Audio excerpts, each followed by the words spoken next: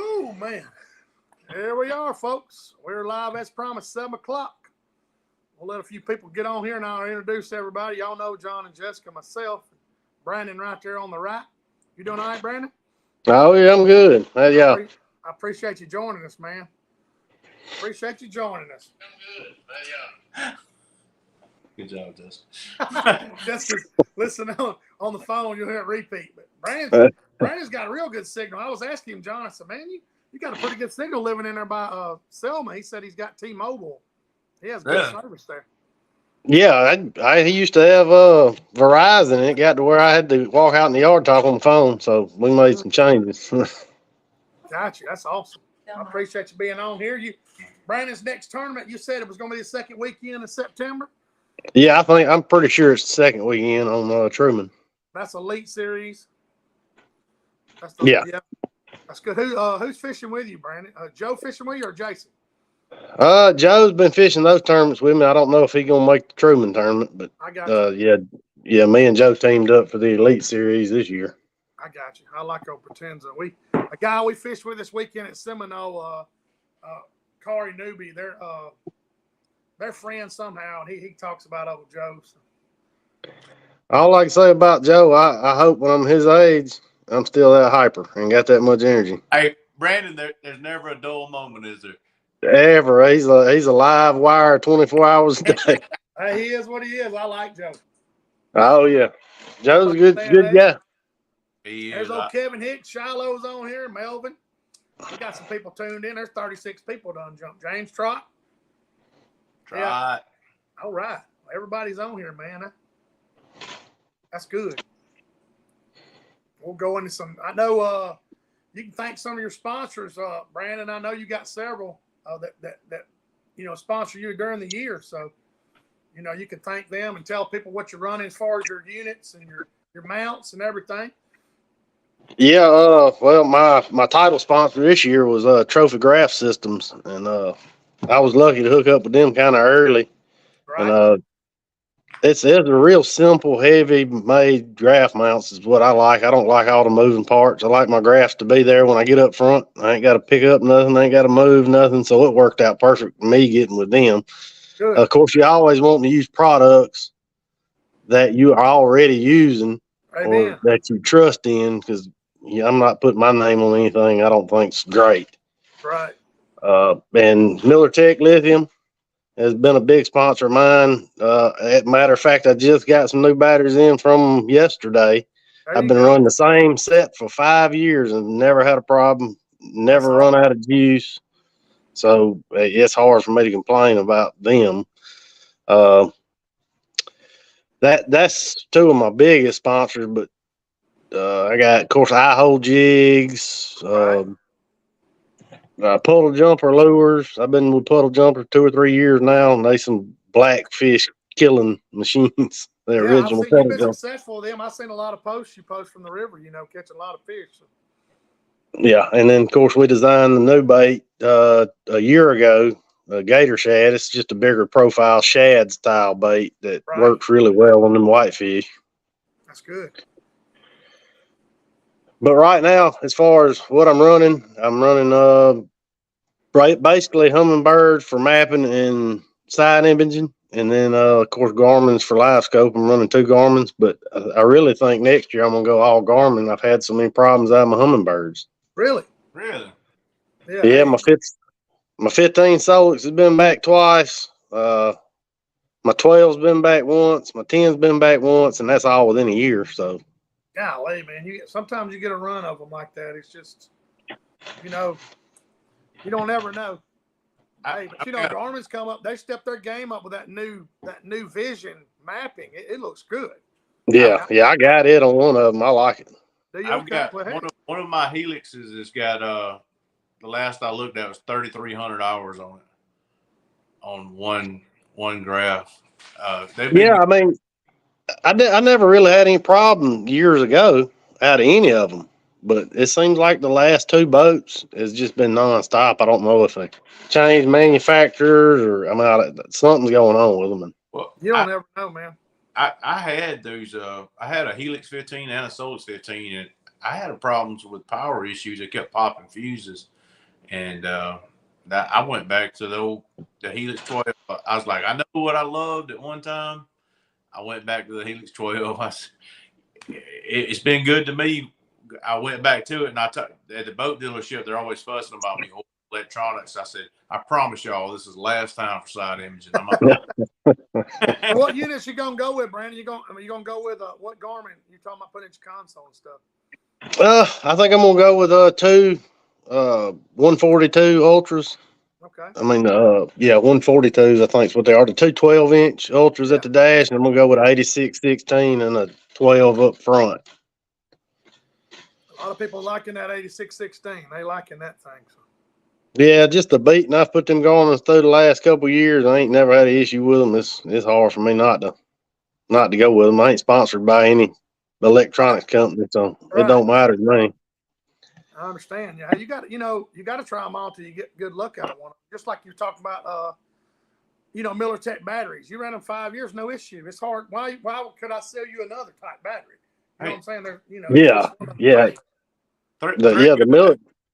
I got a technical question for you. I was just thinking about, you swapping over from, your Humminbird to Garmin.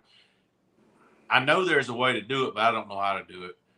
When you get ready to swap your waypoints from Humminbird to Garmin mapping, is there some kind of conversion or something, you know what I'm saying, where you'll be able to download your waypoints to that new Garmin mapping system?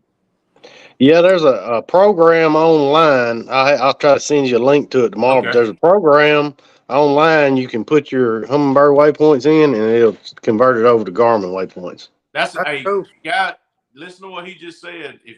For somebody that's going back and forth from Humminbird to Garmin and Garmin to Humminbird, what we'll do is Brandon is talking about a program when you can swap your waypoints from one way or the other. We'll try to add that to in our notes or in our comments on this show, and it'd be something helpful for somebody's doing that. Yeah, there's a lot of people swapping over, and getting a new boat, or like you said, swapping over all Garmin. Jimmy Lawler wants to know. I know the answer. He said, "I'm curious if Brandon a caster or a long rod fisherman." Well, it's hard to say. I started off spider rigging, to be honest with you. A lot of spider rigging and pulling. And then I seen all that kind of going away with when Live Scope first come out. And I really started single poling with a long rod. And then, I don't know, at some point, I guess because we fished for so many black crappie, I kind of got a lot better at short rod. And I try to do both now because you got to. Yeah, right. We were talking about that before the show, guy. All these lakes, they've been fishing these tournaments, like Brandon was saying, guys, they set up for these whitefish. And it's hard to, when those fish are suspended or they're in shallow water, it's hard, to cast at them. You got to put that bait on their nose. So you got to be good at both of them, I guess, Check. What Brandon, I'm sure you will agree with this. When you go out to certain places and it's just muddy, you got to be able to have that long pole so you can just sit it and hold it on that fish. Around here we can cast, but you can cast at them all you want to. If they don't see it, they can't eat it. So like when they're bringing places like Grenada up, after winter pool, bringing it down and it's so muddy, you got to be able to just sit there and hold that bait with that long pole on that fish so they recognize it. So I guess nobody anymore can just say, "Hey, I'm a caster," or "I'm just a long pole fisherman." Well, you can say that, but you're probably gonna get your tail whooped pretty often. That's what we were talking about before the show, But it's the same way in the bass industry. You got guys that fish Seminole and all that stuff, and then they run that northern run where they're up there smallmouth fishing. You got a spinning reel in your hand. It's no different, even though I guess what I'm gonna have to do, Brandon, is leave all my short rods in the truck and carry these long rods, and I'm either gonna, like I learned how to flip years ago, bass fishing. I'm either gonna learn how to use them real well, or I'm not gonna catch any fish. Yeah, that last tournament on Eufaula, after it, of course, I mean, we did pretty good in it. I think we got third. But I hadn't touched a long rod in quite a while when that tournament come up. And when I got home, I spent 2 months without a short rod in the boat. I mean, you got to get back good at them. Right. I Well, still ain't nowhere near as good as the guys that's been holding them for 10 years nonstop. But yeah, I think I can get by a little bit better now. Well, the good thing is your instinct, you know, as far as judging the distance and where you need to put your bait, you're casting. So obviously your accuracy is better. You just got to get used to that rod, you know, the longer rod, because casting to them, like you said, you got to be a little more accurate. You know, I love to cast to them just like you and John both. That's the way I'd rather catch them, but hey, sometimes it doesn't set up that way. No, well, with short rods, I mean, with the long rods, boat control comes into a lot bigger factor too. Oh, yeah. Because you'll overrun them or being that close to them, you'll end up turning your trolling motor and stirring them up. It can be a challenge too. Yeah, you know, and that always makes me nervous, you know, when you get up there and you see one setting and you're 30 feet and you're so used to casting and running that bait by them, and then you're easing that boat up to them, knowing you got to get that in that 15, 16 foot range. Please don't leave, you know. But like you said, you can put some, I guess consistently, if you get it set up to them, you can put some fish in the boat with that long rod. Yeah, and we've kind of learned over the years, the faster you can get up on them, the more time you're gonna have with them. It's almost like it takes them a few minutes to register where you're at. They hear you, right? But them guys that's really good at it, they get on them really quick and make a good drop on them, and they catch fish. And that's something that's a little harder for me. Right, that takes a lot of work. You know, I guess if you've seen Hayden or Lamar and them, they're moving so fast, and you see them drop on a fish, boom, you're just like, man, they're already on them. You know, to me, it's kind of like, you know, they just cover a lot of water, and that takes a lot of practice. I guess there's no way to get better at that. Just like boat control, is just get on the water with that long rod and try to get better. You know, it's like any sport. It's just practice makes perfect. The more time you spend out there doing it, the better you're gonna be at it. That's right. I believe it. You know, some places set up, you know, like you were saying, you know, we fished the Alabama River. You can pretty much do both of them, you know. Yeah. You can cast at them. You can get long rod them, you know. Shiloh's on here all the time. He likes to long rod them, you know, as much as anybody. He likes to, but he did a lot more casting this year than. Yeah, he did. I know he done well down there at the championship. So. Yeah, he's my buddy, and the start of the year, he's like, get rid of that short pole. You need to be practicing that long pole. By the end of the year, he was having to adjust fire a little bit. Well, it's all fun and games till you get on a lake that ain't nothing but black crappie. Then that long rod ain't no good.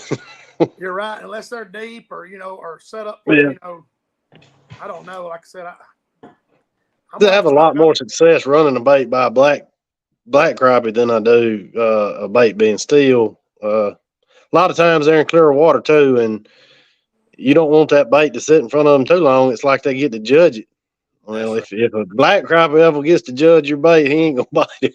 I think you're right. It is you're exactly right. It's hard to get them to commit. You know, we went to Lake Seminole, and it was so funny watching them big schools on those trees. And one of them big ones would come from the bottom of the stack and just come up there and annihilate your bait. You're like, where are you coming from? I mean, you know, it's so fun. You're just sitting there going, all right, when do y'all eat it? And then all of a sudden one comes streaking up from the bottom, and now he'll bust the school all up. But, hey, you know, that's part of it. Got to move on. Hey, Threadgill, we were down there this past weekend, and if you could take that 16th and get it to the edge of the school and just like stall it out where it was barely coming over the top of them, you'd find out which one was hungry. Because you know, if you just brought it and just come over them quick, usually nothing. But if you could just take that bait and just get it to the edge and just stall it out as slow as it could go, like I said, you'd find out which one was mad at it. Yeah, that's what I love about crappie fishing more than anything. There's so many different ways. Oh, yeah. So many different things to do. You speed the bait up, go bigger, go smaller, slow it down. It's just a lot more to it than people think it is. Yeah. Oh, yeah. You got to read their attitude a lot of times to see what you need to do. If that bad boy comes up there burning it, you burn it too, you know. Yeah, you it's crazy. can tell when I've had a tough day on my boat because you won't be able to tell what color the carpet is for all the jig bodies and baits. Hey, I, do you use any scent at all, Brandon? You do use any scent? I mean, you really don't. You don't use any much at all, do you? I know you didn't. A lot of people don't. I got some in the boat, and if I ain't having any luck, I done changed every bait in my boat, which is thousands of different style of baits. Then yeah, I'll put some scent on. I got some in there, Yeah. but I don't know. I don't ever think about it. I don't guess until I'm in a bind. Shiloh's asking a good question. He said, it's coming up in September. What's your best advice on? He's saying, how does Brandon deal with a coastal turn when the fish follow but don't commit? What do you do as far as if your first cast one kind of comes up and goes back? What are you going to do, Brandon? Different approaches. I'll try to. Of course, my first cast, I'm gonna keep it as far above them as I think they can see it. Okay. A lot of times, him having to travel really fast, he'll go on and commit. Sometimes I bring it right over the pile and drop it straight down. Sometimes they want falling straight. I try everything. Jerk it, move it, twitch it, don't move it. You're exactly right. And what Brandon and Brandon will tell you, and John will too, every pile, every school is different. It's crazy. I mean, it's except when they're schooling out in the winter, the most of them are, they're being sharks then. But like you said, some on timber, you snap your rod, they hit it. You kill the bait, like John was just saying with the 16th, they hit it. There's different kind of crap, but like you said, different approaches. That's great advice, guys, right there. Over the top of the pile is, see if you can get it. They'll let you know if they see it, like Brandon was saying. If you can catch them this time of the year, black crappie during the summer, you're gonna be pretty successful the rest of the year. No doubt. This is the time of the year for them. We'll tell you something to try that a lot of people don't think about. If you ever have problems getting them to commit, go with a 1/4 ounce bait, a 1/4 ounce jig. You run it by them so fast they don't have time to think about it. Get that reaction. Yeah, they don't. Yeah, it's a lot of times you will get a reaction. It might not be 1 or 2 fish, but you will catch a couple usually doing it. And Byron's asking a good question. How many times will you cast at them before you just move on, Brandon? What's your I've learned some very valuable lessons over the years messing with these blackfish. If I make 4 or 5 casts and I don't get a fish, I'm leaving that pile. I might come back in 2 hours, right? But I'm leaving that pile because you'll end up spending a whole day messing with one pile and not catch fish. Oh yeah. Hey, I'm glad Byron commented. I want to tell him thank you for this weekend. Jessica and I and Shane, we had a blast. He guided us up into a restaurant we would have never have found. I mean, Lord, is in the middle of nowhere. Oh, the middle of now we had to go through, and the food was good. Pop's Dockside Grill, and he was our private guide to find it. We would never have found it because he had tried to tell me how to get in there, and I was like, why don't you just lead the pack? That place is dangerous, Brandon. Have you ever been on there? It is.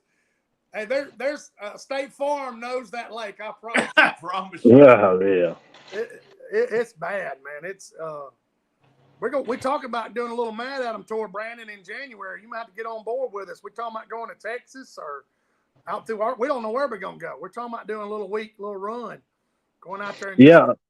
I don't know if y'all have ever been to Talquin, but that's a good one. Right there on top of Florida. It's dangerous too. You gotta. Oh yeah, I've been on it twice now. Look for birds standing on stumps because you ain't gonna see the stumps. Hey, Seminole is. I was going by a buoy.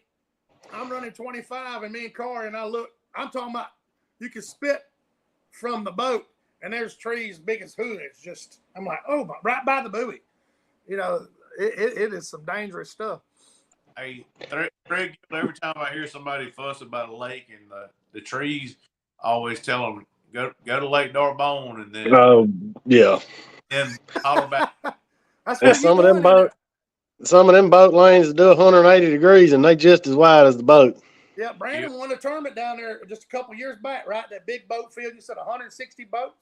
Yeah, I think it was about 160 boats in that one. It was a monster because the championship was going to be on the lake later in the year, so everybody wanted to show up for that one. Yeah, I remember John and Jason, you and your brother won that one. Yeah. I remember keeping up with that. And you come in third at the Wally Marshall last year. That's strong up there. What lake was that? That was Table Rock. Table Rock. That's a big lake. Yeah. I love that interview at the end when you were talking Threadgill and you're like, yeah, we had this brush pile and we found out later somebody else had been fishing. Yeah, well, me and Cagle kind of communicated because we didn't want to be trying to fish the same piles. It's a waste of time. And yeah, I was fishing a different area completely than he was, but there was a couple piles in between us. And one of them I was saving for the last day. And when I pulled up on it last day, there wasn't a minute swimming on it. You come to find out, he had done hit it. He done been Cagleized. He done been on. Hey, that happened to me this weekend. John and them went up river, and me and Carr went up there. But I seen some good looking stuff. It had some tops on it and vines. I said, that's good looking. I caught one fish, and I went through there, and it was a ghost hunt. I said, John and Jessica done been through. Hoover vacuumed all these suckers up. And it was funny. I was like, yeah, they done been here. They had been in there and caught them, but hey, there was plenty of fish down there, and we had fun. Fun. Let's see what we got here. Make sure I don't. Shallow's asking another good question. Do you ever just adjust your boat on the pile to bring the bait a different direction? Do you ever try to, what do you do, Brandon? Do you do any of that?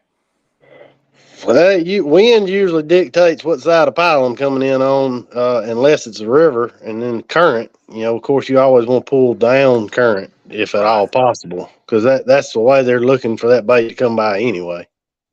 I don't know. I don't know if I've ever changed directions on a pile.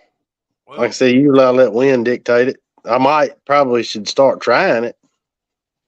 It's funny that he asked that question. This past weekend when we were down there, the tops of some of those trees will have moss growing off of them, and it will be going, downstream, or it'll be all the way around it.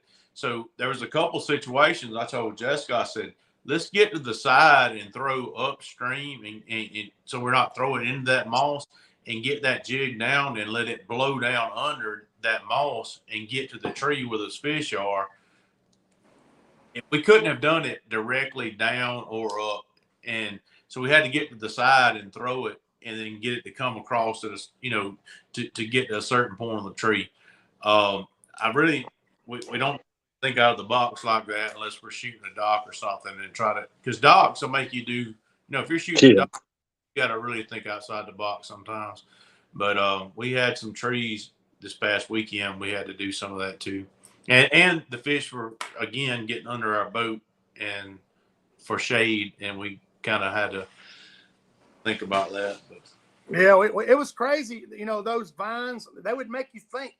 You think like a bass fisherman, like, hey, man, how can I get my bait over here and get through that? And besides the timber. Ryan Dooley's asking a good question, Brandon. I meant to ask you this when you were talking. What pound test do you use for casting and, mono, floor, blade? What's your setup? Most of the time for casting 16th and up, I'm using 6 pound test. If I'm casting 24, 30 seconds, I'll go down to 4 pound. And I use fluoro solely for casting. And then long rod, I use 10 pound fluoro, clear fluoro. It sinks so much faster than mono, is why I prefer fluoro and don't have as much stretch. Yeah, what weight you running above your jig, on your long rods? What's your average weight? I mean, what's your? Usually 3/8. I'll put a 3/8 on above it, and sometimes you have to go heavier if you're fishing 3 foot seas like we've been doing a lot earlier this year. Yeah, I'll go to a 1 ounce if I got to. Hey man, I hear you. Yeah, that's a good question by Ryan. Ryan Dooley done good in that tournament in Arkansas here lately, didn't he, John? Yeah. Yeah, he done good. I was keeping up with it, and I seen his name up there. Oh, Tommy Ezel's on here out of Texas. He's asking, I had to fish the Ouachita River next week. What's the best tip for fishing the main river? Don't fish it. There you go. Just leave and go somewhere else. Drive up to Darbone. Now, well, of course, the Ouachita is not as bad. Like the Red River, I refuse to go back to that place. No, I was saying just drive on up to Darbone and just get you a bunch of Yeah, fish. yeah, I would prefer to fish Darbone over Ouachita for sure. There's some good fish on Ouachita, but if fish is super small, Yeah. it's I don't know. They can be hard to find and catch over there for sure. Yeah.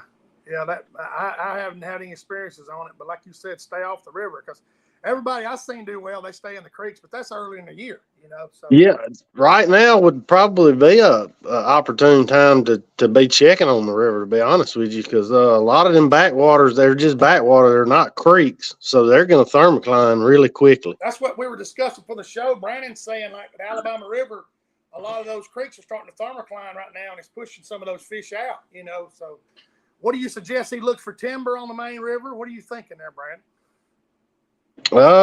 Anything you can find in an eddy or an inside bend is where I would be looking, and there's a lot of blowdowns up there. That's a lot of good information there. Yeah, some of those big crappie set up like bass, like you said. Sometimes you gotta have that mentality, you know. Yeah, sometimes you catch them on a soapstone wall. If you can find the eddy, they'll be sitting there just like a spot would be. Yeah, you know, Joe Allen and them, they always talk about bottom bouncing, all them old timers in Alabama River, getting those eddies with a 1 ounce weight and have a minnow above it, and they're just bouncing it, you know. And they get, I've seen them catch a lot of fish that way, you know, over the years. And I guess it's the same fish you could run a jig by. Yeah, well, I don't think a lot of people realize how much time these fish spend on the bottom, and they're really hard to see when they're like that. Yeah, I learned, you know, in there where I see you a lot, Brandon, on the river, you can go through there and see nothing and turn around, and all of a sudden you catch 30 fish. You're like, where the heck? And they're on the bottom, like you said. Yeah, I can see them. I can see them going in on side imaging, but it's hard to see them on that live scope when they're in that mud. Oh yeah, I didn't realize it till, you know, I've caught some fish over the years with mud on their belly, and I never put two and two together, and I didn't realize that they go down like a catfish and get all in the mud. And I mean, a lot of those fish I caught in June, the blackfish, they were in those stumps so low, they were close to the bottom, not in the mud. But, you know, you couldn't see them till you run a jig by and they come up and reacted to it. So. Yeah, this time of year you'll catch a lot of fish, especially on that river with mud on them. Yeah, that's a old CT Ward Power Sports is checking in. Let me make sure let's see, make sure I ain't missed no questions. While we Carlton wants to know, John and Jessica, you're going to be at the Dippy Kids Outdoor Tournament. They're going to be there. Yeah. August the 12th. Yeah, they got a big old, it's going to be a big shindig. I think I'm going to get there on Thursday and stay with a friend down there. And we're going, man, it's going to be a big time. We're bringing stuff. We're bringing some shirts from Andalusia Marine. I've got some poles. I've got some gift cards. I know Dip's got a utility trailer he's giving away, and every kid, I've seen that. Every kid that shows up is gonna get a rod reel and tackle box. I mean, it's just amazing. Mm-hmm. I feel like there'll be 100 kids there this year. I hope so too. That's awesome.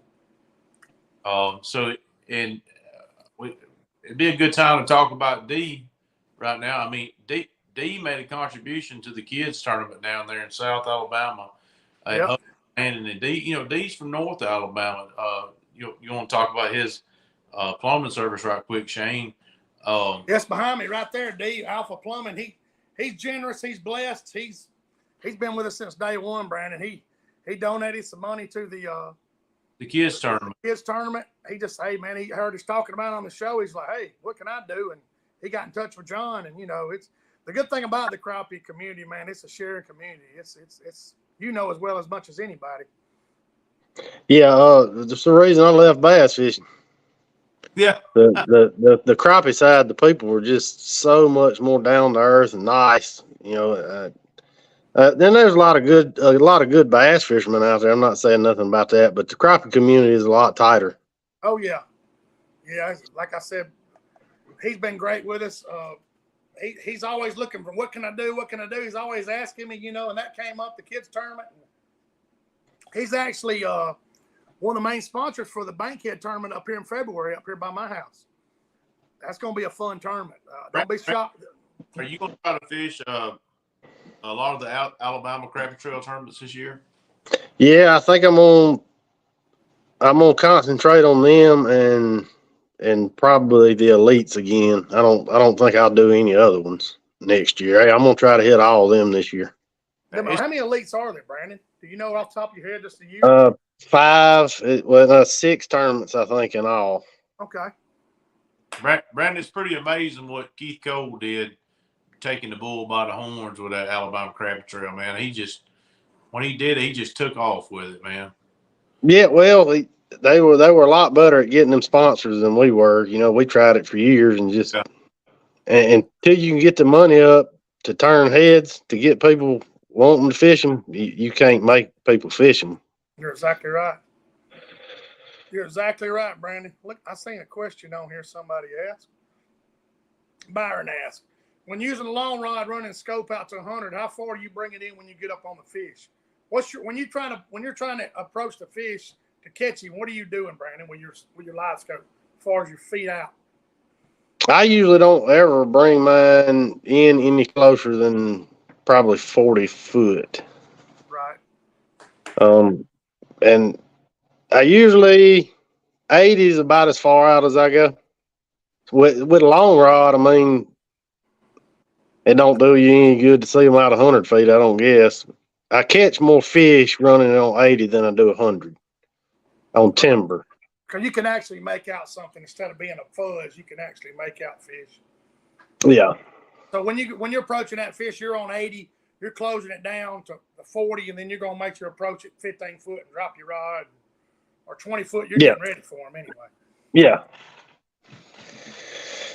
Yeah, I mean, with a 15-foot rod, I'm usually at, with my transducer being on the trolling motor, you're gonna drop at about 13 foot, 12 and a half foot. Gotcha. On the Skeeter, yeah, you're running that Skeeter. You still running it this year, the Skeeter?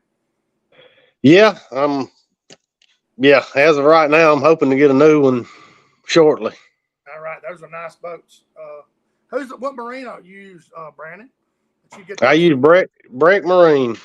Okay. A small town guy. He ain't out to make no killing on a boat. I understand. I just shout out to them. Hey, that's right there by you. Let's see if I'm missing any questions. There's all kinds of people commenting, all kinds of stuff. Hey, Brandon, I've started doing something. I want to ask you if you ever messed around with it. When I'm shooting docks, when I'm fishing normally, like throwing the open water fishing stuff, I use a little bit heavier hook. Go to Grenada, use a little bit heavier hook. But I got to where I'm shooting docks, I'm using a light wire hook because shooting docks or fishing heavy timber, you're staying hung the whole time. So, pulling that hook loose can save you some time with a light wire. Whereas if you're fishing that heavier hook, you're pretty much popping off every time if you get it hooked right. There's no popping it at times and it comes back loose. You ever mess with that any where you fish that light wire on dock?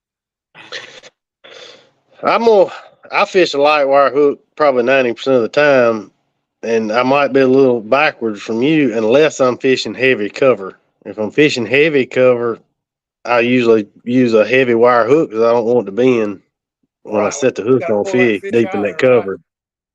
Right. And I use an eye hole. Let me see if I see my box in here. I'll show you about what wire I use.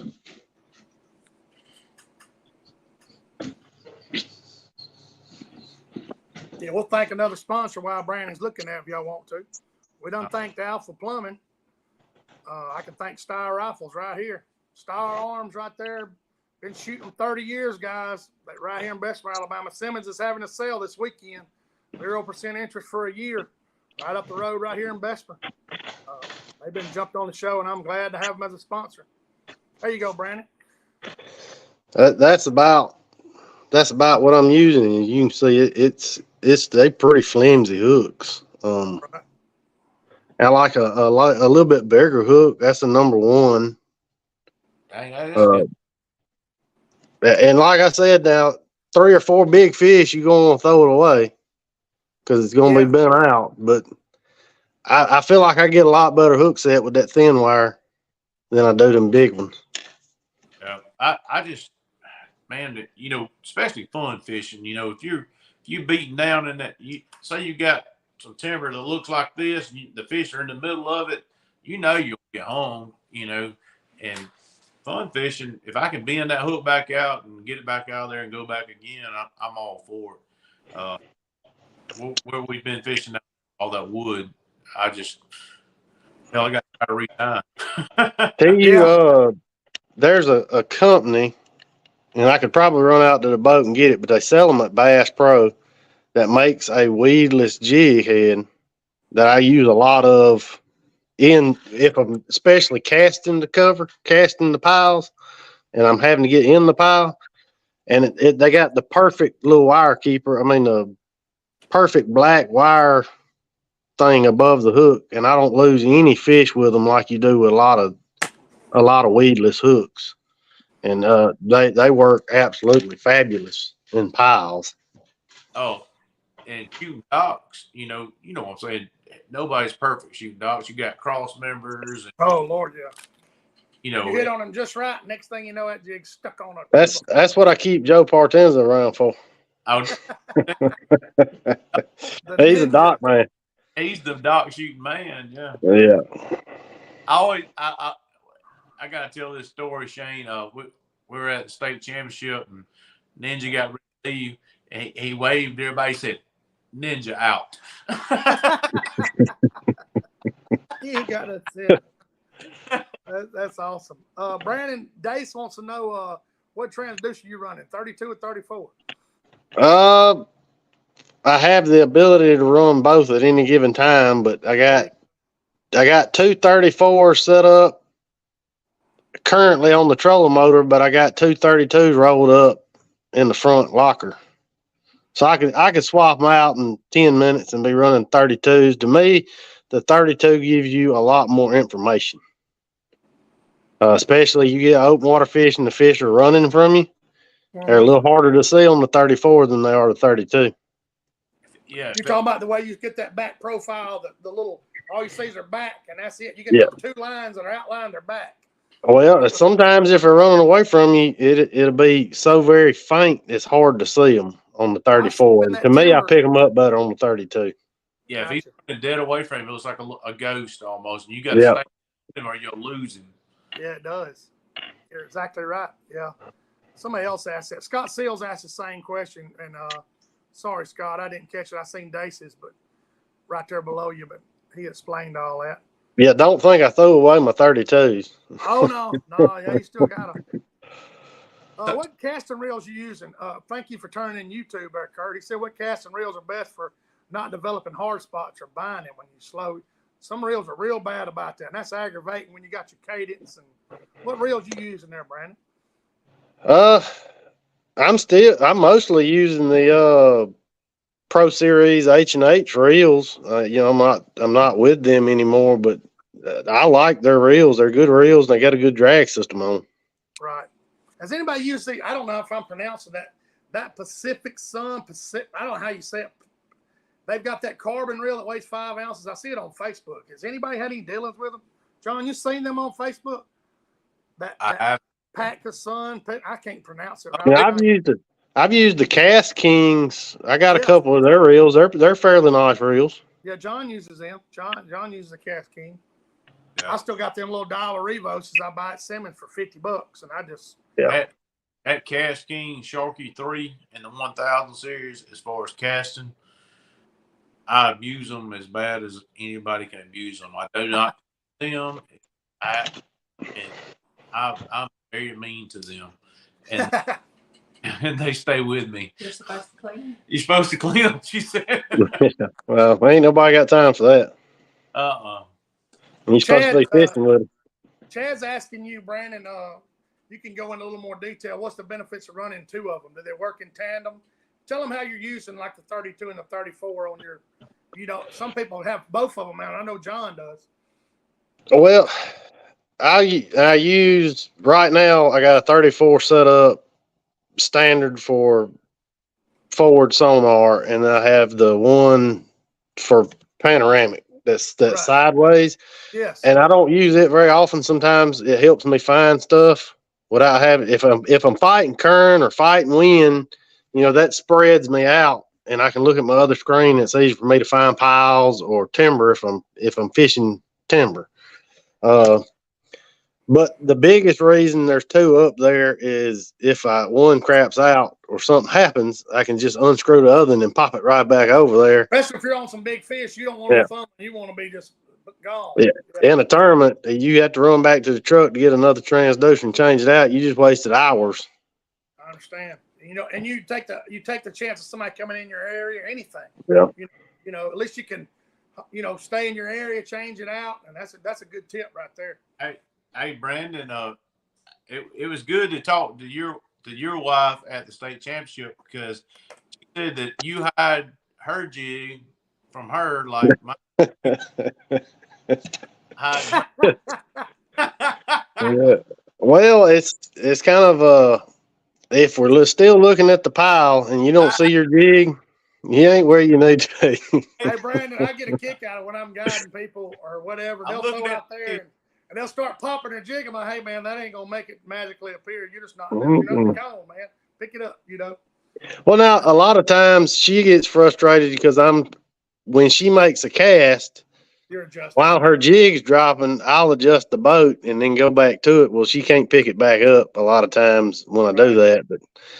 And that's when I'm making the adjustments on my cast too. I'm not watching my jig fall all the way down there usually. Right. If the wind's blowing a little bit current, Jessica? I was like, pray for John. Brandon, this is the stuff right here. So she says, this weekend, I'm going to learn how to drive or use the trolling motor, and I'm going to let you just cast. And I said, well, I hope it's blowing 10 to 15. I mean, so it's training. She can't even. I said, why don't you just learn to back the boat trailer to start off, and then we'll go to run the trolling motor maybe.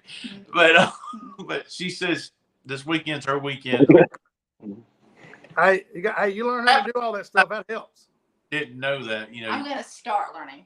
There you go. Well, boat control is probably one of the hardest things people struggle with. To be honest with you, using that trolling motor is probably the hardest thing to do. I think you're correct, Brandon. That's what I tell people. You can practice on these carp and gar and all these trash fish. Lining up on them. I mean, it doesn't hurt to line up on them and cast and scare them. Hey, I could have caught that if it was a crappie. It doesn't hurt. I mean, you don't have to have a crappie to practice your boat control, Yeah, there's a lot of times I'm running a guide trip, and it looks easy when I'm doing it because I'll never pick my head up to look at the trolling motor because I know where I know how my foot's setting on the trolling motor, so I never have to look. But they ask me how I can do it, and well, it's from 4 days a week on the water or running a piece of equipment. 10 years. Exactly where you are with a skid steer or anything you run that much. That's like you said. You can buy the 8616. You can buy brand new oil tricks. If you don't put your feet and use it and spend time behind it, it doesn't matter if you buy the best of the best. I mean, you still got to put time with it. I mean, that's a good guy to give you a jump start, but if you're not gonna put time in it, you ain't never gonna get good. That's exactly right. I've carried a lot of people, Brandon, never picked up a rod. They just wanted to see me approach the fish, catch the fish. They were just like, okay, all right, now I'm gonna see my jig, or shooting a jig out there. A lot of people I've carried, and they just they want to learn what you're doing to catch those fish, and like you said, paying a guide is the best way to get ahead of the game. I mean, it really is. I mean, it's well money spent because you can't watch so many YouTube videos and everything else. And I will tell you, a lot of times it's easier guiding somebody that don't fish than it is somebody that does, because that person that don't fish is going to listen to you. Exactly. Brandon, I always said in the military, it's easier to teach somebody that never fired a rifle, ain't no doubt, than somebody that thought they knew everything because they grew up on a farm shooting. Because shooting iron sights, that it's not the easiest thing in the world. Lord, no. Lord, no. I need to. But see, I grew up messing with iron sights, so I was pretty good when I got in. But I did have some bad habits when I was in the surface. I did too, but I was usually like the focal point of the bad thing that's going on. The poker game or the whatever. We're gonna have to get Brandon some of these. I was gonna share with everybody. You seen them rod holders they come out with, didn't you, Brandon? Yeah, I seen you showed them a couple days ago on Facebook. Hey, dude, them things. I've watched them all my past videos and watched me slam my rod down dealing with a fish, just pop. And it's so nice to be able to just take your rod and drop it and it just ring right there and just sit there. I sent John. John got his today. But they're on the website. If somebody don't believe the products I use are some of the best, you ought to see how rough I am on it. Because I'll throw a rod all the way to the back of the boat to get a fish. I'm 100% right here, guys. I'll take a picture and share it with y'all right there. They're right there. You can order them run on Power Brakes right there. They're one of our great sponsors too. John's running Power Brakes on the back of his. I am. Kevin Hicks should be getting his in. But they making that little rod holder right there. That thing's handy. It is handy.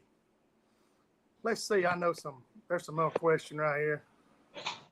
We ain't missed. Jessica said somebody's asking something about a 1222 or something. I don't know. I was looking at it right here. I try to not to pass them, but I get fired up talking. And I'm looking for it right now. It don't man. We already been 46 minutes. There was 92 people on here a while ago, Brandon. If you was asking, they're right there. That's a lot of folks, man. I appreciate y'all tuning in. Where did I see something about a 1222? I seen it. Hey, the Power Brakes people, do they have a hydraulic unit, or are they still all manual? Yeah, they're all manual. They're all manual right now. He's coming out with all kinds of new products. But Brandon, them things, putting them in the water is nothing. I mean, they don't weigh nothing. You can just, I mean, they weigh probably 15, 16 pounds. Hey, Brandon, if you want to meet in the morning, I'll show you how they work. Where you want to go? You just if you want to meet it. Well, we go. Whenever y'all want to. Yeah, they're pretty easy to deal with. I can hook you up with old Chad. Like I said, they're nice because they don't weigh a lot, and they're pretty tough. Because hey, I carried them in there when I seen you the other day, and I beat on them and banged on them, and they hung up. And I actually took off with them down and ran about 200 yards and sheared one of the pins. I just got back there and put another pin in it, and. Yeah, I usually leave the plastic part on mine. I have mine mounted hard to a bracket. And right. That way they will break away when I hit something, because usually I'm running pretty good. Right. But I never wanted them on my power poles because they eat bushings up. Well, and that's why, John, you seen that video we put out. They make a little slip plate that goes behind your power pole bracket. Man, it just mounts right there. Yeah. It's clean. John, we'll make a better video of that bracket, but Chad come out with that where you don't even have to take all your bolts off the power pole. It just slides in and it's got the cutouts in it. Brandon, that was my whole deal. I wanted to still have my power poles and paddles just for fun fishing and stuff, Because, I mean, you out there just shooting the breeze, having a good time. You don't want to drop those, the trolling motors. And I didn't want to go up and down the road running my bushings. And I mean, those power poles are expensive. And over time, having those trolling motors on those power poles is going to eat those bushings up and really work on them. And we're rough on them already. But so when he told me he could send me a bracket and I'd still be able to use my power poles and my paddles, I was like, send it. And it's such a well-made product. I mean, when you throw the gas to them, it doesn't pop and squeak. It's just, a light hum. It's lighter than my Ultrex on the front of my boat. And it's at the very back. I mean, it's sometimes you look back there like, are they working? And you look on your grid and your boat's backing up. So. Yeah, my power poles, I usually just the amount of driving I do in a year's time, I have to replace the bushings. Just, they constantly shaking going down the highway. Yeah. That's why I think, when you put your trolling motors on it, it's got to shorten that lifespan of it.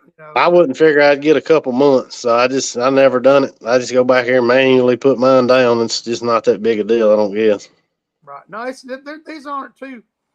They're easy for me to mess with, Brandon. And you can get in the front of the boat and adjust them where they're just right in the depth of water. You want to run them as shallow as possible. And they don't weigh enough that they're going to sink your boat when you get some backwash. Especially them bass boats. Skeeters and stuff you're running. So.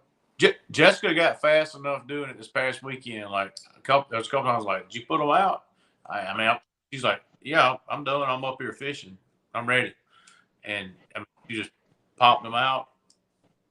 We're back, Yeah, I can get you in touch with him, Brandon, if you're interested in him. He's a good guy too, man. He answers the phone when you talk to him.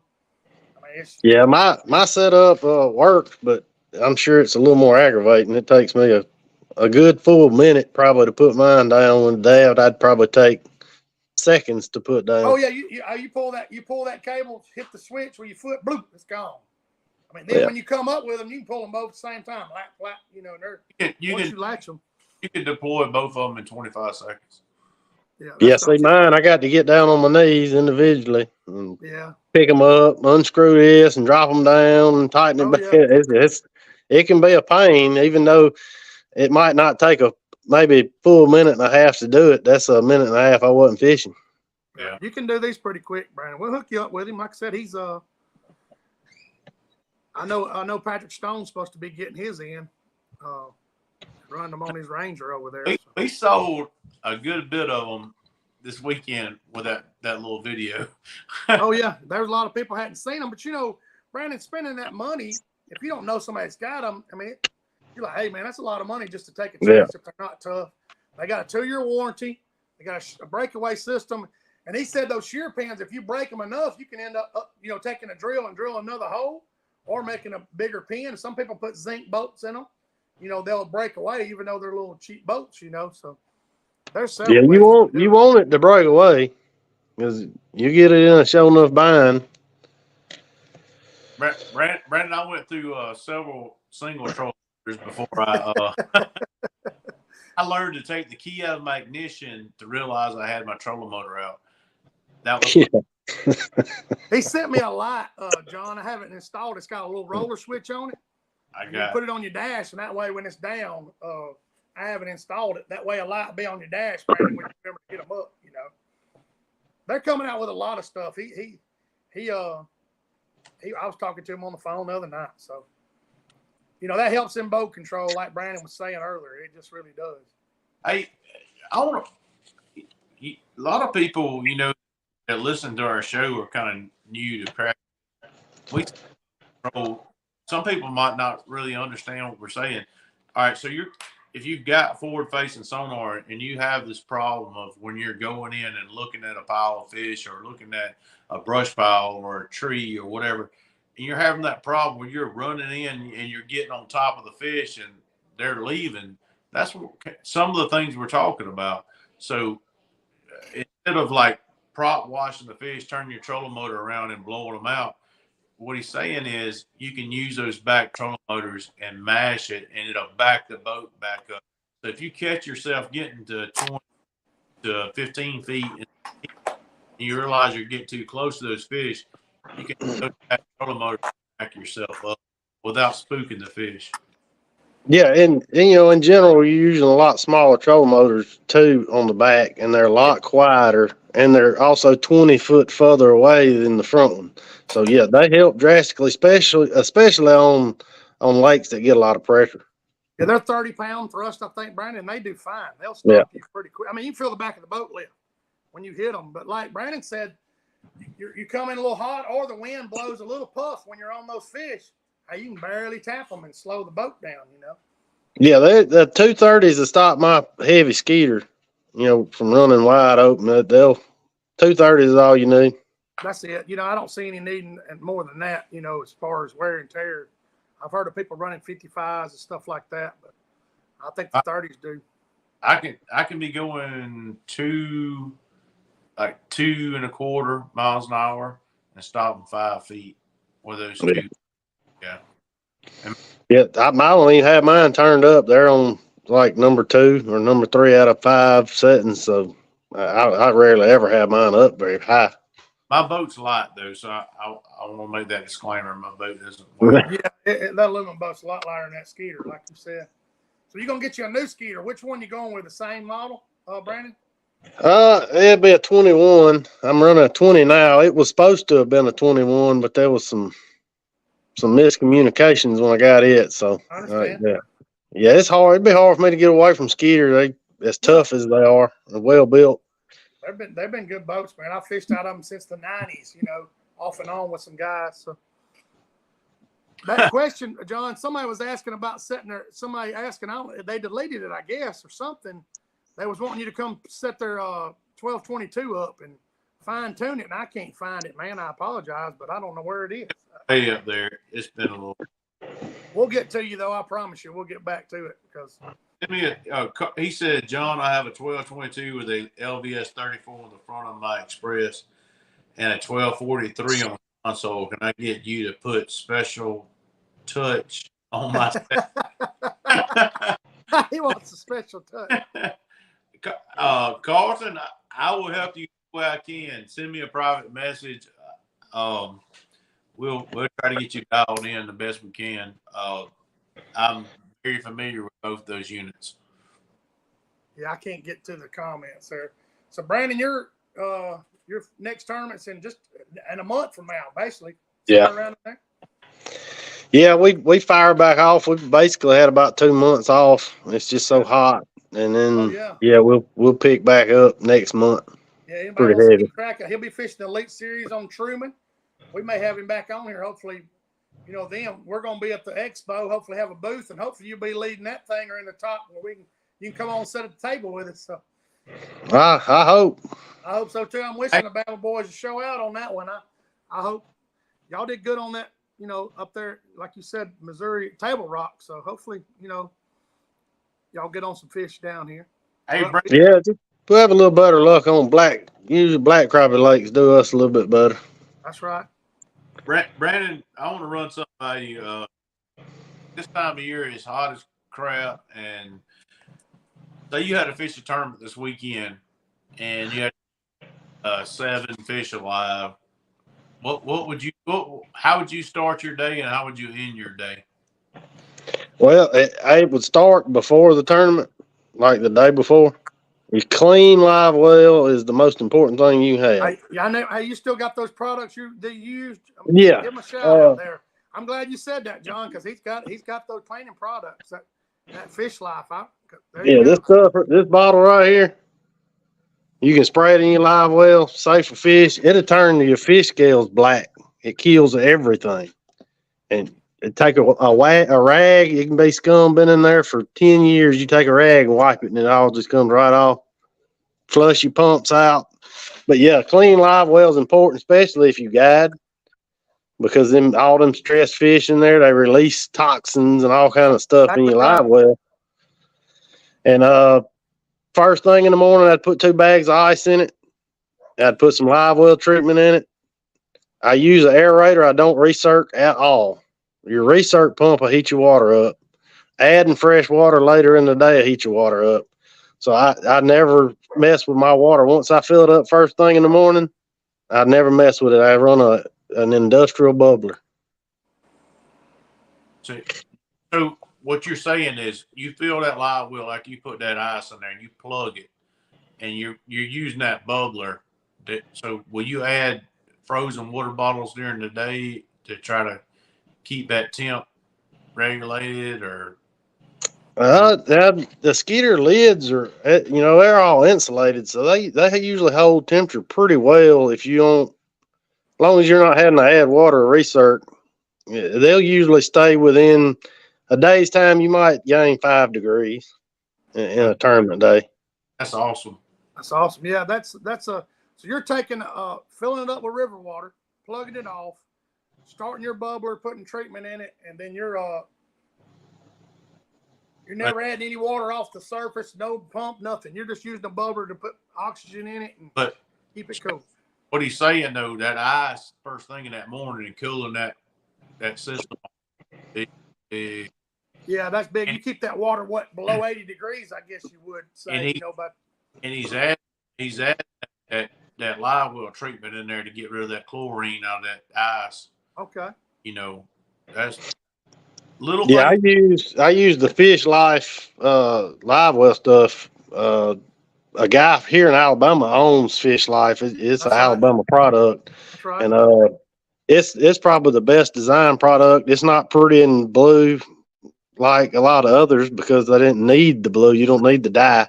It was a thought out product, and it's only there to keep your fish healthy. They don't care It's about Fish pretty Life. blue colors. Somebody was asking, it's Fish Life. That's the name of the company, Yes, right? yes, There you Fish go, Life. Dave was They make live well cleaners and bait treatment Hey, and fish treatment. I'm gonna say this: what Brandon just said, not having that blue is a big thing because your fish they'll throw belly weights. Oh Sometimes yeah. You they'll can't see do. them. You'll have fish down there that they'll get rid of their tags. They act a fool when they get in that live well. Especially blackfish. They get crazy. Live well good. That is a humongous help. You know, clear water. You know, because when they start throwing those belly weights and they get on their side, you're like, you asshole. And you want to put that belly weight back on them, and it's down there in the bottom of your live well. Yeah. Well, Fish Life's also the only product out there that's got a natural. It's something in it that calms them fish. It's a sedative, is what it is. It's a natural sedative.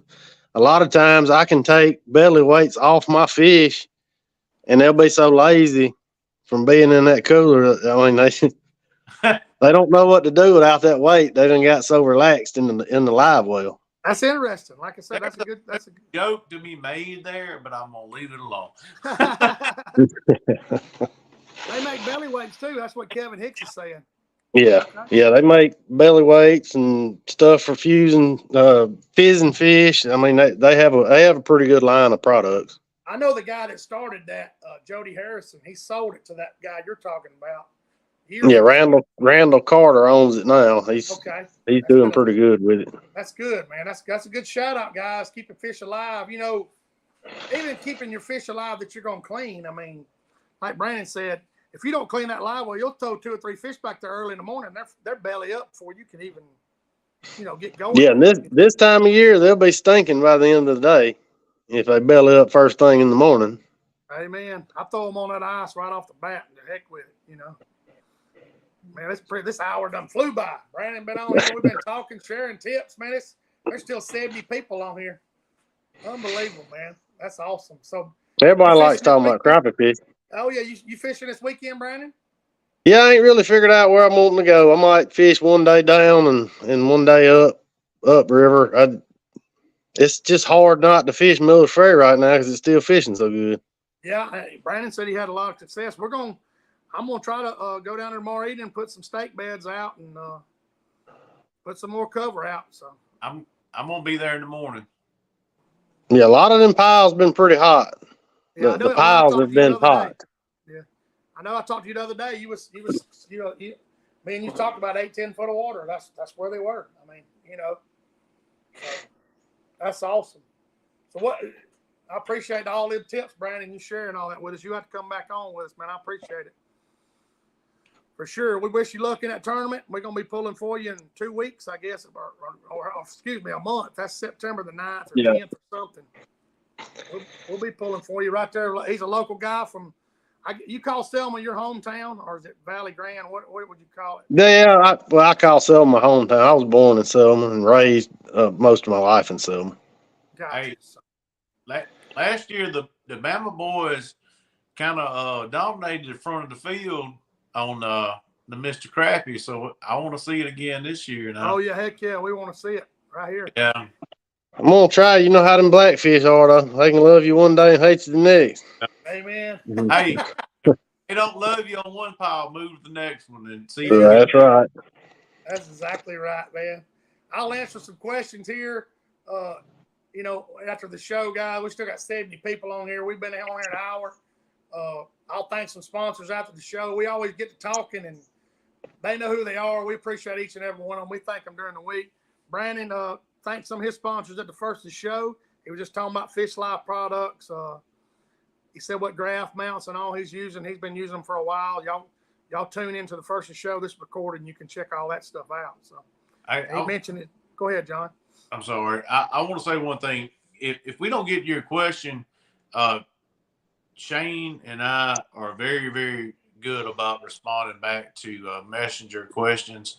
So just because we didn't get to it, please respond to us on Messenger, and we'll get back with you and answer your questions. Yeah, Philip, I'm actually gonna make a video making steak beds. I'm gonna share that driver. I'm gonna try to do it somewhere inconspicuous but I'm gonna try to get the right angle and show y'all the steak beds and the driver that Joe Allen's made. And it's fun putting them in the water. It's not a lot of work, and it holds a lot of fish, Philip. But I sure will. I appreciate everybody tuning in. Brandon, hang on after the show when I end this thing. But I appreciate you being on here. We're going to be back in touch with you. I promise you we'll get you back on. John, Jessica, great as always. Hang out, Brandon. Thank everybody. We'll see you next Thursday.